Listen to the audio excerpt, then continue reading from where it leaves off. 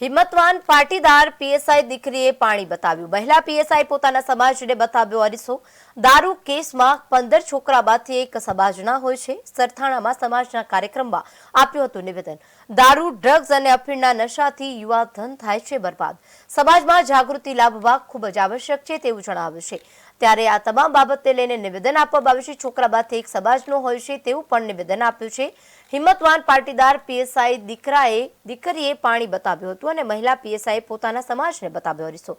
દારૂ કેસમાં 15 છોકરા બાદથી એક સમાજના હોય છે અને સરથાણામાં સમાજના કાર્યક્રમમાં આપ્યું હતું આ નિવેદન। દારૂ, ડ્રગ્સ અને અફીણના નશાની યુવાધનને થાય છે બરબાદ। સમાજમાં જાગૃતિ લાવવા ખૂબ જ આવશ્યક છે। આવો સાંભળે શું કહી રહ્યા છે। ખાસ હું તમને કહું, જેન્ટ્સ તમે લોકો રાત્રે મારામાં હું તમને સરથાણા પોલીસ સ્ટેશનની વાત કરું। સાંજે અમે લોકોનું કામ છે કે સૌથી વધારે નશાની હાલતમાં હોય એમના કેસ કરવા, એટલે અમે અમારા ટાર્ગેટ ઉપર નીકળતા હોય છે કે આટલા કેસ આજે કરવાના છે। એમાંથી 15 છોકરા લાવ્યા હોય, એમાંથી 10 છોકરા પટેલ સમાજના હોય છે। આ વસ્તુ વિચારવાની વાત છે।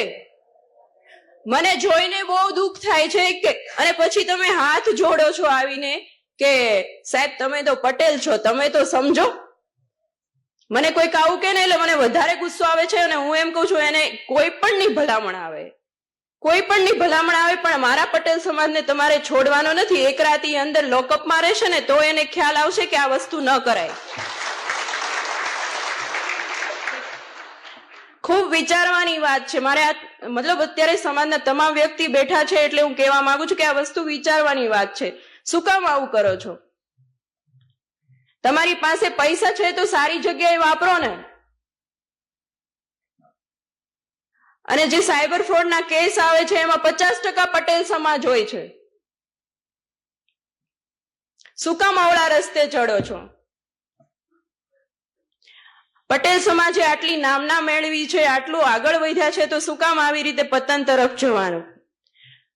આજુબાજુના વ્યક્તિ પણ અમને એમ કહેતા હોય છે કે સાહેબ તમારો સમાજ છે, તમારો સમાજ છે। કેટલી શરમ આવે! એટલે થોડુંક વિચારવાની વાત છે। અને સ્ત્રી બાબતે તો મારે કંઈ કહેવાનું વધારે રહેતું નથી। સ્ત્રી એટલે વાત્સલ્ય, સ્ત્રી એટલે કરુણતા, અને સ્ત્રી એટલે મહાકાળી, અને સ્ત્રી એ જ મહા